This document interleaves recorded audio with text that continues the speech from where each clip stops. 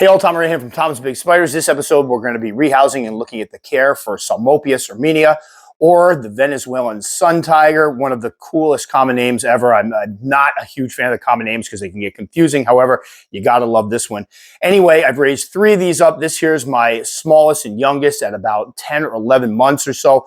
Awesome spiders. A lot of folks are immediately attracted to them because of the fact that they have this beautiful black sheen to them with orange highlights. Just a very, very pretty spider. Now, the Psalmopoeus irminia is a New World species that comes from Venezuela, Guyana, or Brazil. It's a large arboreal with females getting to be around 7 inches or 18 centimeters or even more. And temperament-wise, it seems to be you either have a really shy or reclusive one, or you have one that's more visible, but that can be a bit more defensive and ornery. So just a heads up, if you're seeing yours more, be prepared for some of that defensive behavior. It seems to be it's either one or the other. I've been very fortunate that mine have all been very, very shy. But when I catch them out, it's a treat because they're just gorgeous, gorgeous spiders. All right, so enough of me talking. Let's get into the rehousing of Psalmopoeus irminia, or the Venezuelan Suntiger. All right, we're about to rehouse one of my Psalmopoeus irminia, or Venezuelan Suntigers. Love that common name. Got this one about 10 months ago, 11 months ago or so, and just caught it out the other day, and it is way too large for this enclosure. So it's time for a rehousing. Now, what we have it in here, just to point out, this is one of the 20-ounce deli cups. I know most times we talk about 16-ounce deli cups, 32-ounce deli cups. I bought some of these 20-ounce ones, and I love them, especially for some of the fossorial and arboreal species, because the 32-ounce ones can be a bit tall for a tiny sling. And when we got this one, it was probably about, I want to say, half an inch or so. It was very, very small. So I put it in this, kind of set it up. When you set these guys up, they are going to want to burrow. So I like to give them a little extra substrate, 1.5 to 2 inches of substrate. I keep it moist. I had a little cork bark hide leaned up against the top, but usually when they're slings, they're going to do some burrowing, and that's what this one has done here. It's got a burrow. I never see it out. And that's something that sometimes surprises folks that read that Psalmopoeus species are arboreal, that when they're smaller slings, juvenile stage, they will do a bit of burrowing. So what we're going to put her into is one of these over here. And again, when I do housing, talk about the housing, these are just suggestions. This is not the prettiest thing in the world, but this is just going to be while she goes through her juvenile stage. As an adult, she'll get something much nicer, and we'll talk about that in a minute. But this is one of the Top Mart food storage containers. I get them off of Amazon. If you like this, they're on sale right now for 25% off. So it's like $22 for 4 of them, which I love them. Again, arboreal or fossorial juveniles, these work great for them. Drill a bunch of holes in the side to ventilate. Very easy. It's kind of that soft sterilite type plastic. For the substrate in here, we have the BioDude substrate. I use this for a lot of my stuff. I really like it. Cork bark, half a cork bark round. I've put some sphagnum moss behind it, New Zealand sphagnum moss behind it. I have some green, just regular sphagnum moss in here. And then I have some leaf litter. And what she will probably do, the reason why we cram the moss behind here is when she goes to hide, hopefully she'll go back here. They use this moss, they kind of hollow the area out, they web it, and it creates nice little curtains for them for their privacy. And we will be dropping a water dish after the fact. Everybody always asks why I don't put the water dishes in to start. We actually have a couple people ask that recently, and it's because they can get in the way. I mean, bottom line, we'd be trying to get the spider in here. Sometimes the easiest way is to plop it right down against the substrate. I don't want the water dish in the way, so we drop them in after the fact. So what we're going to do now is try to get her out so we can see her. If we don't get any good footage of her, what I will probably do is I have some older footage. I've raised 2 other Psalmopoeus irminia. I have my big female and I had a mature male. So if I don't get any good footage of this one, I did have some footage of the female before, and we'll probably put that up there just so people can see what they look like, because they are a beautiful spider. So I do want people to see it, and I have a funny feeling that this one's not going to cooperate, not going to sit out in the open. And it's one of those species I don't want going crazy, so it's probably a good thing if it doesn't stay out in the open. So what we're going to do is probably try to get it up through here. Or not. We're going to try not to give Billy another heart attack.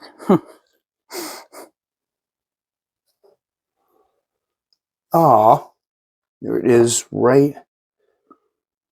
I don't know if you see it, right there. It's kind of all scrum. Now that is what's called a stress pose. That's when the spider pulls its knees up over its carapace and basically hides itself. A lot of folks will see their spiders doing this and think that it is the dehydration where they're getting dehydrated and crowing up the death curl. Not the case. That's a stress pose, which I feel bad. So she is trying to hide right now. So what we're going to do is carefully drop this over top of her. Try to get her moving. Wow. I have only had fossorials do that before. She's actually like trying to just blend in and hide. So what we might do is the dirt trick where we try to get the dirt, the hair, and the bum and move it.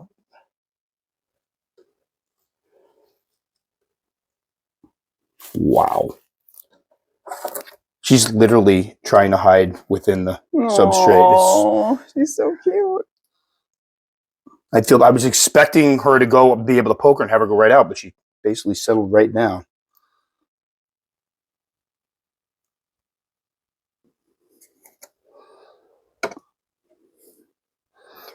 All right, so let's do something a little different.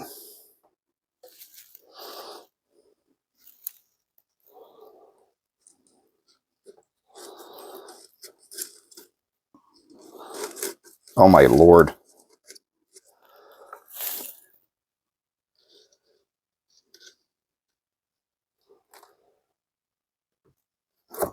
It's going to be the weirdest rehab. Oh, sorry, girl.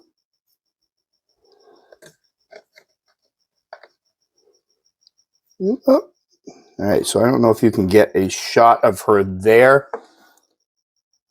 She kind of slid right out with a little. Let me see if you can get some of those orange chevrons, the orange chevrons on her feet.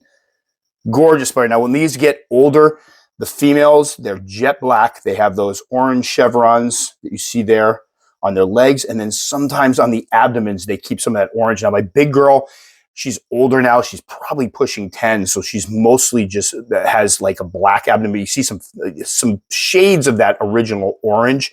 But I've seen other folks that they have, younger females that really that orange is popping, getting a good shot of her. That's awesome. I feel bad. That is the most laid back Psalmopoeus rehousing I've ever had. I actually feel bad for her. And just in case people freak out where she slid out of there, I positioned her right over the moss, and she just kind of easily was cushioned by the moss when she went in, and she was only like a couple inches high, so there was no harm to the spider there. She just refused to come out of that thing. The only ones I've ever seen do that before are fossorial species. Oftentimes when you rehouse or dig up a fossorial, they will basically scrunch themselves up in that stress pose, and they will try to come out with the dirt. And I've had ones roll out with the dirt before and didn't realize the spider was there, and then after it realizes it's exposed, then it'll get up and perhaps run. But beautiful, beautiful girl. So what we'll do here is talk about the rest of them. So these are fast-growing species. This one is probably, when she's stretched out, about 3 inches or so. My other female hit about 4 inches in the first year. So fairly fast-growing species. As slings, they eat very, very well. They're excellent hunters. I usually start them with red runner nymphs, the smaller ones, and then I get a little larger until they get up to eat medium crickets, and I'll switch them over to crickets. I do feed a lot of different stuff, roaches and crickets. I've used mealworms before, but no mealworms can burrow, so you want to make sure you crush the heads. There she goes, walking around. I'm going to get the top ready just in case. What a gorgeous spider. Juveniles will be eating, like this one will be eating. Oh, there she goes. And you can see some of the orange on the abdomen. And there she goes right behind the thing. Awesome. Juveniles will eat medium to large crickets. Adults, couple large crickets, no problem. I'm going to go ahead and drop that on because she's exploring a bit. And I usually slings feed every twice a week or so. I've slowed that down a little bit. I'm kind of looking at tarantula longevity now. And one of the things I've realized is that I could probably feed them a little bit less. But a lot of times what happens is we want to get them out of that delicate sling stage faster. So feeding them twice a week when they're smaller, getting them up to 1.5 inches or so, and then slowing down is perfectly fine. Temperatures, I usually keep the temperatures up here in the wintertime. It's right around 73 degrees. So the lower shelf, 72. The shelf she was on, probably 74 or so. Back in the day when I raised my other female, the temperatures would drop to the high 60s in the winter. I had zero problem.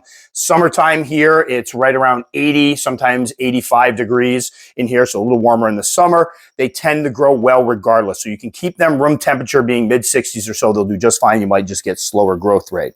And then as far as moisture is concerned, I do think the Psalmopoeus species are very hardy, and as adults, they will sometimes tolerate if things get a little drier, but I do try to give them some moist substrate. So usually what I will do is pour water down the sides of the enclosure. I make it rain basically and allow it trickle down to the bottom so the top stays relatively dry. The bottom will stay a little moist, and I found that they'll sometimes dig, and that'll allow them to find the moisture level that they need. And then for size, my last mature male was about 5 inches or so. My female is about 7 inches, so they get to be quite large. As far as longevity, I've heard anywhere from 9 to 15 years. I would guess anywhere from 8 to 12 would be a reasonable assumption. One thing I'm starting to realize is that a lot of the times when we talk about the lifespan of tarantulas, we kind of make them a little longer than they might actually be, exaggerate them a bit. So I'm guessing right around, I know some folks have had older ones. I know they've had some folks that have had theirs grow rather quickly and pass away around 8, 9 years. So right around that mark. So as far as adult enclosures, I have my big female is in one of the 8x8 by 12 inch Exoterra mini talls. You could use an 8x8 by 12 inch, one of those acrylic magnetic enclosures that people really dig around here. Or she's quite good size, so she could actually do quite well in a 12 by 12 by 16 Exoterra mini tall or something around that size. I would just make sure I would decorate it, give her multiple cork bark hides, some foliage, really decorate that thing. All right, so that will do it. Psalmopoeus irminia, their Venezuelan Suntiger. I will definitely, hoping this one's a lady, definitely keep folks updated on it as it grows. I'm hoping this will be the replacement for my older female who's pushing 10 that I don't know how much longer she'll be with me, so I want to make sure I have one in the collection, hence we got this one. So again, these are very, very attractive spiders and honestly very easy to raise up. I've had no issues with any of my Psalmopoeus, honestly. Folks do need to be aware of the fact that they are very, very fast and they don't have urticating hairs. So there has been some talk about their venom being a little more potent than, say, your average New World species. So that's something to take into consideration. But I do think that somebody that has their care down, has some experience under their belt, has their rehousings down and treats them with the respect they deserve, they shouldn't have any issues with these. Another thing about Psalmopoeus species is a lot of folks use Psalmopoeus species as a stepping stone before keeping some of the larger old world arboreals like Poecilotheria. I found honestly that my Poecilotheria tend to be a little more calm and predictable than these guys, but if you can handle one of these, you can definitely handle a Poecilotheria species. All right, that'll do it for this one. As always, I'll do my silly little thing where if you want to subscribe, I'm going to put my little thing up there. We'll put my old video featuring Psalmopoeus irminia, has my old female in it over here. I'll put something else up over there. Know that if you take the time to comment, I will take the time to respond. It can just take me a couple days. Sometimes it takes me a week because I do a lot of my answering comments when I post the next video. So heads up there. I will always respond though. That'll do it for this one, guys. Stay safe. We'll catch you all next time.